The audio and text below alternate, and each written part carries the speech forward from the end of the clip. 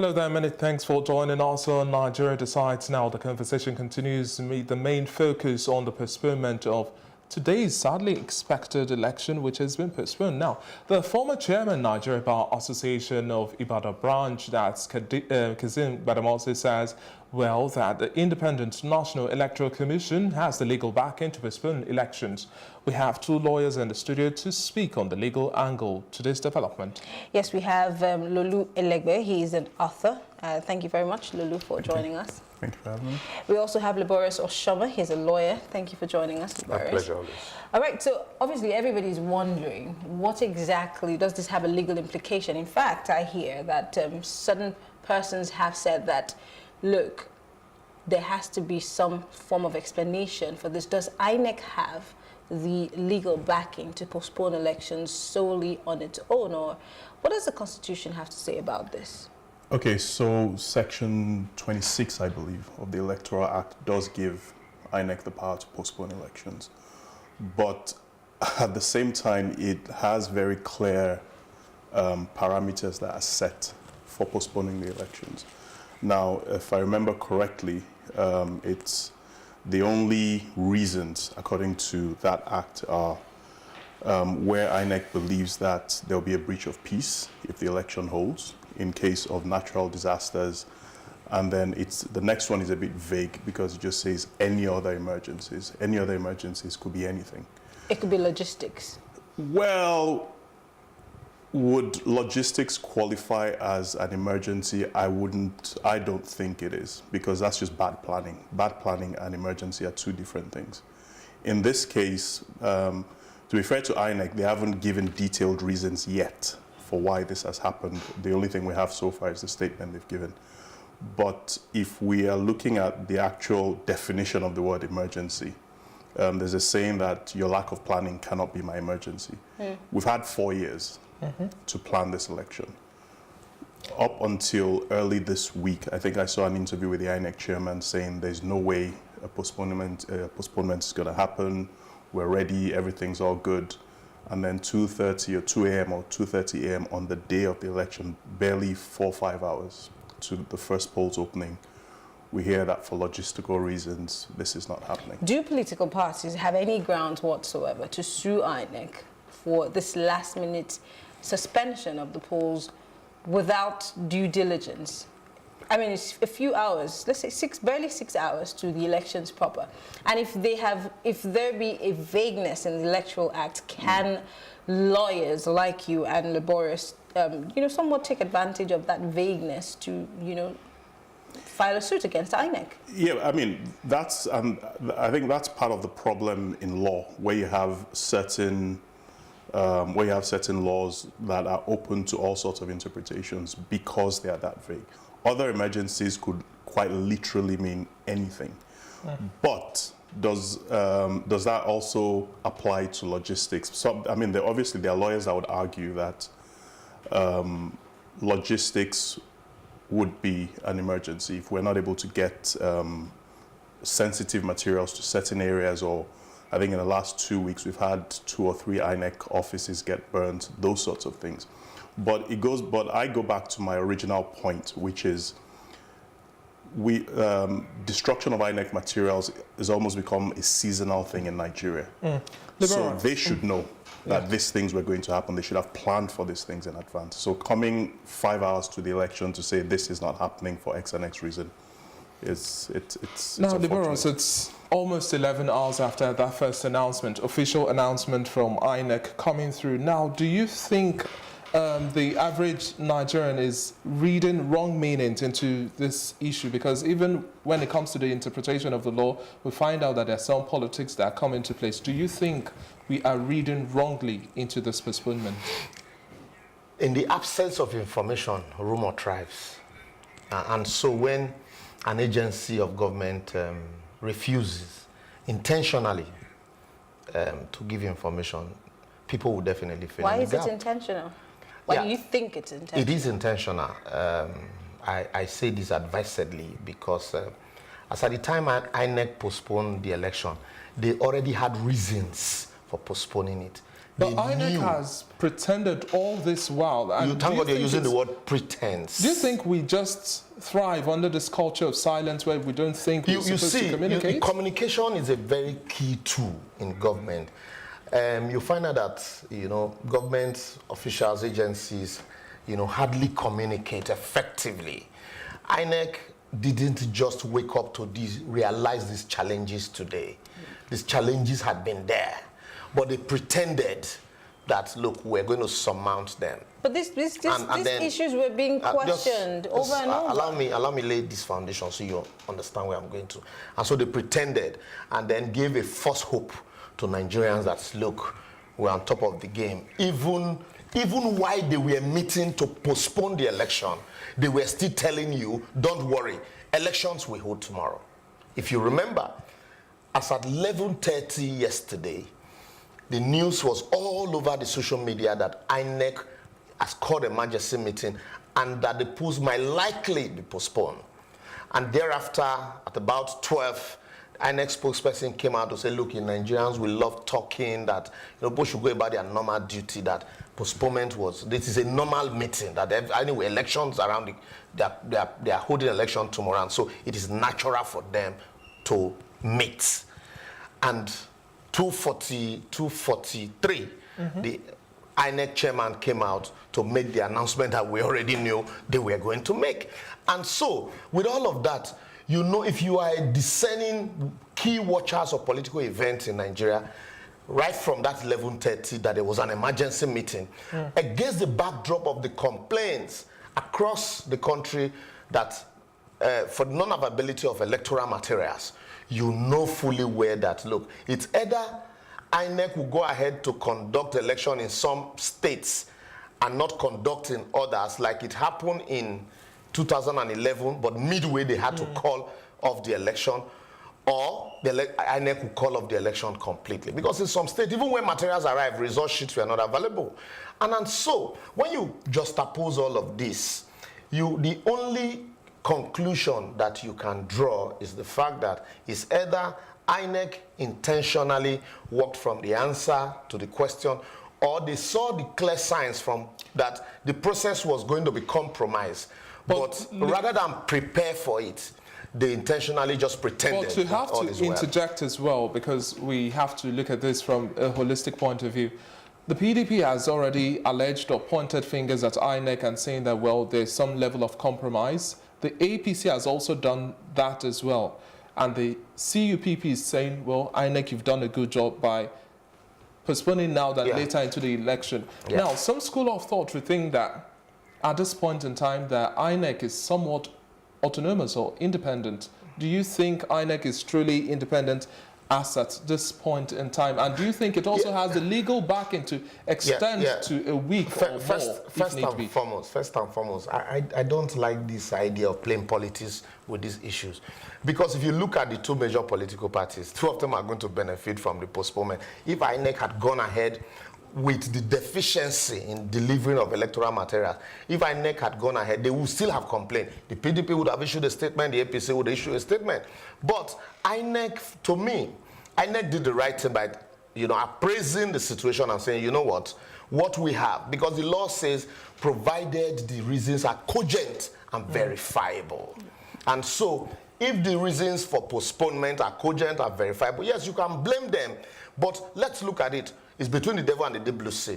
What do we do? Should we go ahead in spite of the non-availability of materials? You can blame INEC we can blame them for all we can. Also, we should be ready also to call out the politicians. Lolu, now, beyond sentiments, quickly, the former National Electoral Commissioner of INEC in 2015, that's Professor Lai Olurode, has said that, well, political parties now at this point in time deserve some level of compensation, because at the end of the day, come Saturday again, they would have to field candidates. And these expenses aren't coming easy, but for the ruling party, they would find it a little bit on a softer ground to deal with such. What's your thought, and how does the law go about this? I think all this, as far as I'm concerned, is down to planning, right? First of all, this is the fourth postponement in the last 8 years. 2011, the elections were postponed twice. First from January to April, I think it was April 9th to 16th or something like that. 2015, it was moved from 14th of February to sometime in March, if I remember that correctly again. This is the fourth one. And because we already know that the Electoral Act gives INEC the power to postpone under certain conditions, political parties themselves need to plan better. Because this didn't creep up on anyone, not INEC, not the political parties, not anyone. The only problem, maybe only the electorate, of the electorate. citizens. Because even if we're going to postpone elections, and I think where I disagree slightly with my friend here is, yes, INEC had these deficiencies. These things were there. We all know. So all the while they were saying, yes, we're ready to go. Up until yesterday, they were saying, yes, we're good. Up until 11:30 last night, they were saying, we're good. The problem is, they could have said this a week ago. They could have, when you're talking about certain materials not getting to certain parts of the country, that they didn't find this out yesterday. They knew this a week ago. They knew this 2 weeks ago. So was there a plan in place to bridge these gaps between 2 weeks ago, 3 weeks ago, and yesterday? And if there were those plans, how come those plans didn't work? Yeah, and they've had 4 years. I keep saying they've had 4 years to plan this thing. But if anything could have gone wrong, I'm not. True. I'm not trying to play the devil's advocate. Just hold on. Just hold on. I want that question is coming back. To balance just hold on. I want issues. to ask you that question because you made it sound like INEC knew that this election was not going to hold from the feelers you got before today. Knew. But could it also have been that they were certain that they could handle whatever problem made them call for that emergency meeting? Hence the reason why they kept saying elections will hold until they found out at the last minute that it was not going to hold. According to Lolu to me, in the gods are not to blame. Only a madman will go to sleep with his roof on fire. INEC, from appraising the logistics on ground. Do you know what? In 2011, when Jega postponed the election, because of logistic reasons, he discovered that materials did not get to the areas they ought to get to as at when due. Some materials got to certain areas, others didn't get to. And what did he do? He appraised the issues. And then he now decided to create rack centers. Aside, because what was happening there was that they take materials to the local government offices on Friday, and that by Friday night or by Friday morning, Saturday morning, they distribute materials from the local government areas to the polling centers. But they discovered that there were some local government that were very far from some of the villages, and so they needed to create rack centers. Rack centers, like cluster centers around, if you have a local government, let's say that is about 100 or 200 kilometers away from a certain village, but you have villages around that corner, you just create a rack center within. So that by Saturday morning, materials would have been at the rack centers so that it would be easy to get to all the nooks and crannies of those communities. That was what he did, and that was why it was easy for them to distribute materials in subsequent election as I went due. But when this INEC came on board, because they had staggered election, people didn't see the deficiencies. When they came on board, they thought that they could, because when you have a staggered election, you have more hands. And so it was easy, it is easy for you to take materials, to everywhere from that Saturday morning as swift as you can.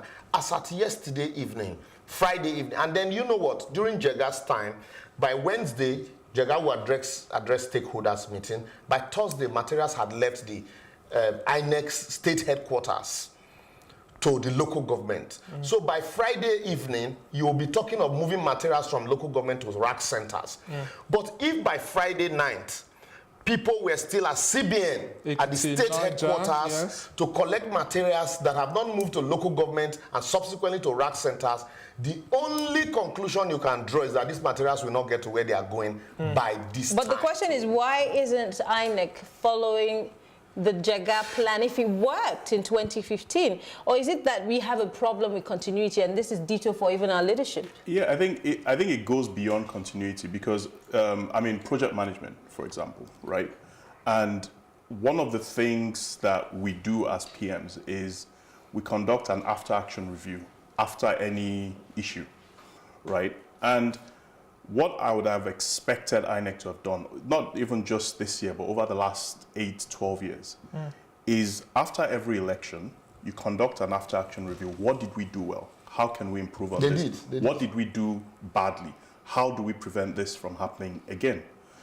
The fact that we postponed elections twice in 2011, postponed it once in 2015, and now postponed it once in 2019, means so that it might be twice. Once for now in 2019, means that it's either they're not doing the after-action reviews or they're not following the recommendations of those reviews. Because if my friend here is talking about these things that Jega did properly, then the question has to be, why weren't they followed in this case? Or were they followed and maybe there were other circumstances that were beyond?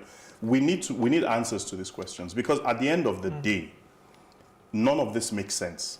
It's not, and yes, there's precedent for this. We all know, yes, legally they have the power to do this and all that argument. That's one thing. But there are people, I mean, I have a friend who flew in from the UK to vote. My wife was telling me this morning about someone she read about who flew in from, I think, the US or the UK this morning to get married on the 23rd. So now that the election's moved to the 23rd, what is going to happen? Unless this person moves their wedding to maybe the 22nd. And I hate to be the voice of doom, but how do we even know that the election will hold on the 23rd? Now, let's talk about other adjustments now. Do you think within the law states clearly what we should be doing now in terms of campaigning? Because if the elections have been postponed, does that mean campaigns continue? The election timetable is strictly the responsibility of INEC. And if INEC says campaign opens from this time to this time, and so it is now left for INEC to give us guidelines, further guidelines today, depending on what they have done. And that's why I did say initially that INEC was not communicating properly. Because as at the time they were postponing the election, they already had reasons to postpone. They knew why they were postponing. They already identified the challenges that were on ground. And so would it have changed the name of INEC if they had communicated those challenges immediately, instead of asking Nigerians to wait till 2:30 to hear those challenges? Because it gives room for speculations, it gives room for rumors, and people are going to fill in the gap to say, well, no matter the reasons you give, there's an afterthought. You know, like I said, it was better with all the challenges to say, look, you know what, let's, put a stop to this and reappraise. But that does not also create excuses for INEC, knowing fully well that, you had 4 years to prepare. But the bigger problem is on all of us. We forget that the end of one election cycle, like my friend has said, begins another election cycle.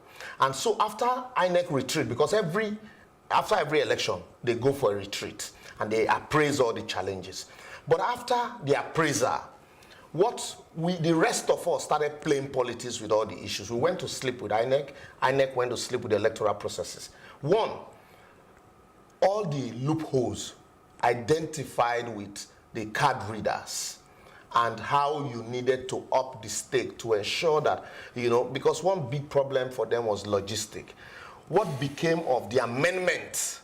Why were they not introduced timeously at the National Assembly? Why did we have to wait until 2 years before we started talking about amendment? In spite of the clear provisions in spite of the clear pronouncement of the Supreme Court judgment in Dakuko and Wike's case, not recognizing, card reader as part of our laws. And so all of these are some of the logistic problems. And then you had consistent card readers failure. Also, INEC also at that point had said that they were going to ensure that they introduced simultaneous, not just simultaneous accreditation and voting, that they were going to be transmitting accreditation to the collation center simultaneously. And so people were asking, some of us as observers asked, what have you test run this process? We have not seen anything on ground to show truly that you're going to do this come February. You just release a timetable and you're telling us that you're ready. But in telling us that you're ready, we also need to assess your preparedness and the structure, vis-a-vis the structures in place. And we haven't seen any. But rather than Nigerians, apart from you media houses that were interrogating these issues, a lot of people started making excuses for INEC also, because if you ask, it's as if you don't like the government in power, as if INEC was an extension of the government in power. But the government in power is who appoints the person who sits at the helm of affairs. And so an attack on the INEC chairman is somewhat of an attack on the president. I'm just saying, and that has led us to where we are today. But again, we as Nigerians have a role to play in all of this, just as he has said. My question still is, why do we always wait till the last minute to start crying foul or seeing, all of the mistakes that have been made when we had ample time to deal with this? Absolutely. I mean, I think that's the most unfortunate part of this. I remember 4 years ago, 2015, when the postponement was announced. I believe it was announced about 6 days before the election. And we're all up in arms. Why would you do this? But now, when you think about it, 6 days, you would think that 6 days is better than 5 hours before the election, especially considering the fact that, like he said, many of these challenges were not new. Many of these challenges, it wasn't just that they weren't new. Many of these challenges have repeated themselves almost every year for the past 8 years. So why on earth would any government body, any organization, public sector or private sector, do things, not put things in place to prepare for things that they know happens almost every 4 years? We're talking about INEC offices getting burnt and election materials getting burnt. These things aren't new. These things happen. These things have happened, have been known to happen. So why wasn't there adequate security at these INEC centers? We're talking about rack centers and making sure there's a timeline to get the materials to certain areas so that they're there by certain times. And we knew these things. We had sort of midterm elections in, I think, Ekiti, Ondo, Oshun. Those would have been times to test run preparedness for February.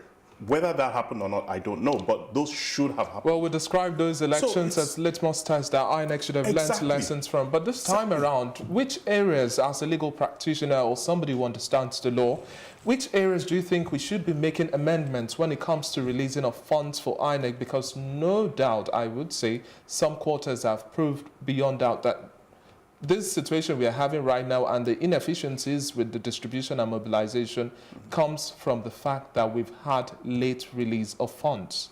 Now, what sort of amendment should we be thinking of? Because you said as the cycle ends, another is starting. Yeah. So as the night assembly is coming into play, what should be done next? So first of all, I would disagree with the premise that, because I think in Nigeria, we tend to see funding as an issue with everything. So when there's an issue, you don't throw money at everything. That's not what I'm saying here. But my point is, I don't believe that funding was what caused whatever it was that happened at 2:30 a.m. today. I honestly don't believe that's what the issue was. I think it's bad planning. Because whether or not you you need money for planning. Very true. You need money for planning. But if you have money and you don't have a plan, it's the same thing. You get the same result. And I don't see how getting funds earlier, if you have a bad plan or if you don't have a plan, would have made a difference. Let's just get things right. If we have a good plan, how soon do we have the budgets released for INEC to start working? Sorry, quickly. Okay. I believe strongly that funding is key for INEC. These, what I call knee-jerk budgeting for INEC won't work it, won't solve it. Because we're used to celebrating mediocrity, and also we look forward to appointments here. So anybody that is appointed, will make promises to surmount all the challenges, and without really identify all the challenges. Take continuous voters registration, for example. It's supposed to be a continuous process, non-stop. But INEC will tell you they don't have money, and so they do it on ad hoc basis. And so you wait until elections are approaching. As I speak to you, even yesterday, it's a statutory requirement that you display 1 week before the election, the total number of PVCs collected for claims and objections. They were not displayed anywhere. And so, how do you now know if your name is there or not? They say, go collect PVCs. So if we look at, you have a INEC budget of 4 years, for example, and they charge to the Consolidated Revenue Fund, not because we know the attitude of our politicians, where politicians will play politics with everything. But then, like I talk about communication, INEC went to the National Assembly and told us that they are ready. When the budget was being discussed, they said they are ready. If they get the money today, they will conduct election next week. You know, so when you hold on tenaciously to a portfolio without adequate preparation, it also, no matter the money that is given to you, like my colleague has said, you won't be able to go far. But in appraising the budget, we need to look, yes, 4 years budget. INEC, what's your 4-year plan? Forecast. Let's begin to discuss these issues and review every year. And so you don't have to wait for somebody, so that we won't, insinuate, because whether you like it or not, people will say it is the money that caused the problem. So that we won't insinuate that the budget that was just released to you less than 6 months to election, you can always create problems from there. I say, well, because now, gentlemen, beyond sentiments, now, under the circumstances, some school of thought or some sector have described this as an inexcusable failure on the part of INEC, saying that, well, it's because of XYZ, and we need to shift the elections. But do you think the call for a resignation this time around makes any legal meaning, or it's just a waste of time? In closing, I think the idea of resignation or firing of the INEC chairman makes absolutely no sense right now. It's going to create more problems. We've said, well, they've said the election is going to happen next week. How does a change of leadership right now, how does it help to do it? A new INEC chairman coming in a week to what should be the next election absolutely makes no sense. What I would do, though, if I had the power to do it, would be to fire whoever I need to fire after the elections. Because the rest of the world is looking at this election, for God's sake. Liborous, quickly right now, firing them now. Do you think February 23, March 9, we're going to have these elections, or another postponement is looming? Like Omomi would say, if you ask me now, who I go ask? Because as it is now, we are not certain. Some people have said, if it took you 4 years to prepare for election, and 4 years down the line, you're asking for 1 week extension, it means that you were never prepared. And so that thing that you couldn't prepare for 4 years, for 1 week won't be enough for you. And so also, I do not really believe that, we are very quick to call for resignation here, and yet we don't resign. And so I also do not believe that resigning is the option now. Why I admit that, identify the problems that have happened, the best decision to have taken was what they have done. But also those problems are inexcusable. They knew that those problems were there. They ought to have surmounted the problems. But let's assist them, call out those that are wrong, and then assist them to go through the process seamlessly. And thereafter, we can now begin to melt out punishment appropriately. All right, we've been speaking with Lolu Elegbe. He's an author, also a lawyer, and Liborous Oshoma, also a lawyer. Thank you very much, gentlemen, for being here on the show. All right, we'll be back after the break for more on Nigeria Decides. And, of course, let's not forget at 2, INEC will be addressing the press and, of course, the general public. And the whole world will be watching. Yes, of course, and we would want to plug into that particular press briefing to and bring hear the broadcast live. Yes, we'll be bringing it live. We'd like to hear what INEC has to say on this one. Stay tuned. We'll be right back.